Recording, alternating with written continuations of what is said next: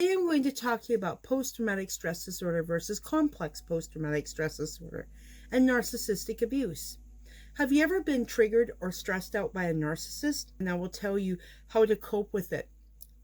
So what is the difference between PTSD versus complex PTSD? PTSD is a single traumatic event, whereas complex PTSD is repeated and prolonged trauma, and it is typical in narcissistic abuse. Hi, my name is Maria, and I'm studying to become a life coach specializing in narcissistic abuse and trauma recovery. I hope my videos are helpful, informative, and validating for you.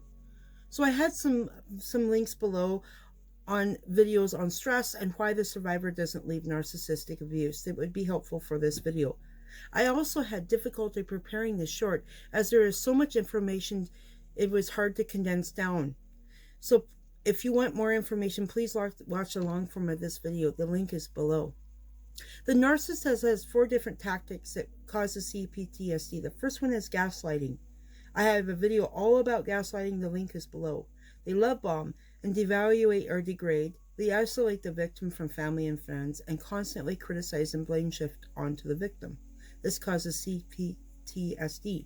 So what are the symptoms of PTSD versus complex PTSD? PTSD symptoms are flashbacks, actively avoiding reminders of trauma, hypervigilance, difficulty sleeping, concentrating, irritability, aggression, negative thoughts about oneself and the world, memory problems, detachment, loss of interest in activities. CPTSD has all the above symptoms, plus they have emotional flashbacks, difficulty with new healthy relationships due to trust issues and fear of abandonment. They have a hard time controlling their emotions. They struggle with guilt, shame, and worthlessness. The brain also is altered emotionally and physically by trauma.